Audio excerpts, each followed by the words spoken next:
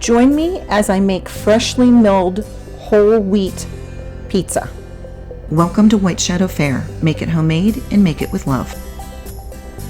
I'm starting off with white whole wheat that I am grinding.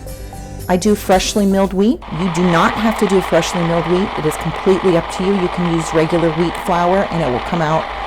But fresh milled flour tastes so delicious. Words cannot describe. So if you haven't had it before, find somebody with a mill and see if you can borrow some. It is well worth the investment. So here I am. I finished milling my flour and I'm ready to start the dough. I grab my mixer and I'm going to mix 345 grams or 1.5 cups of warm water with 2 tablespoons of honey. And then I'm going to just incorporate that by mixing it up a little bit and making sure that the honey is kind of dissolved into the water. Now, pizza is one of those things that everybody seems to love.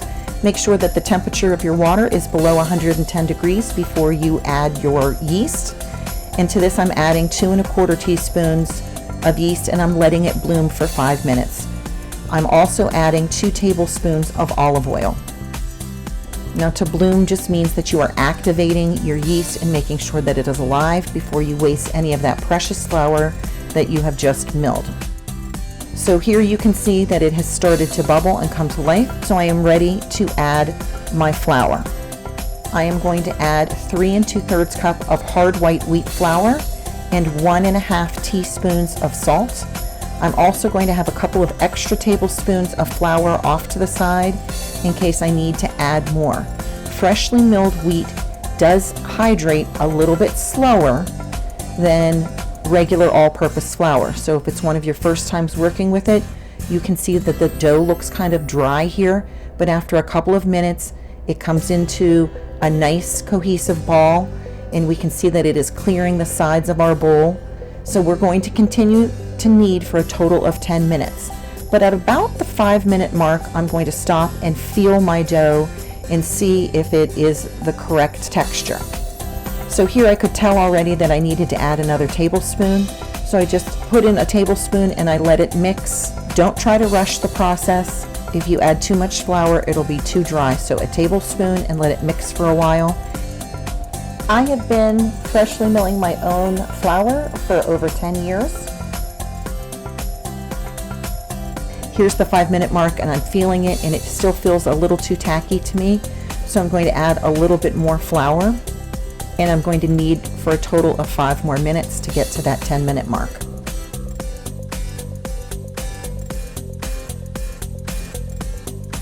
Now, pizza is something that my family has every single week, and we are trying to move to more of 100% fresh milled flour. This was one of the first things that I wanted to make and make sure that they were okay with it. This recipe does make 2 pizzas. So I'm going to divide this. I'm only going to be baking 1 pizza, and then I'm going to put the other one in the refrigerator, and you can either use that for a pizza later on, or what I did was a couple days later, we made garlic knots out of it, and those were delicious. So I covered one, place it in the refrigerator with some plastic wrap, and then I'm going to cover the other one and let it rest and rise for about 45 minutes to an hour. If you're starting out on your whole wheat journey, don't think that you have to do everything all at once. You can slowly start incorporating whole wheat into your baking.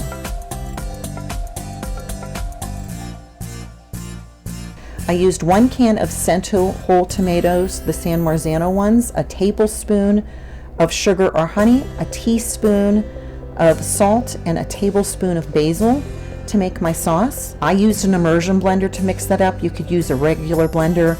You can just put your hands in there and kind of squeeze them into a nice pulp. It doesn't need to be cooked, and then I stick that in the refrigerator.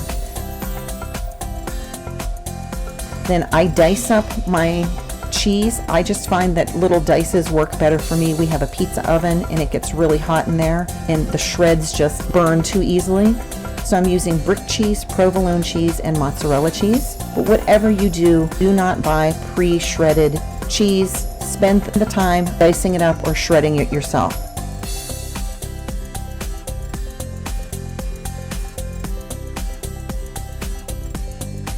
And here it is a nice soft dough, and I'm ready to form it into pizza.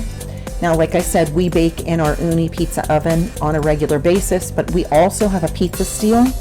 You could use a pizza stone or just even a regular baking sheet to make your pizza on in the oven, which you're going to set at 500 degrees Fahrenheit if you're baking it indoors. And you'll bake it for about 8 to 10 minutes.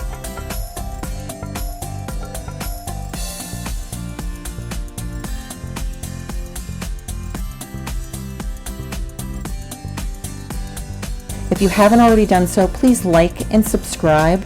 I would really appreciate that. It is absolutely delicious. There is nobody that tasted this that knew that it was even a wheat pizza. They just knew that it was delicious. I hope you'll give this one a try. It's a little bit healthier, but it is a lot delicious. Thank you for joining me here at White Shadow Fare.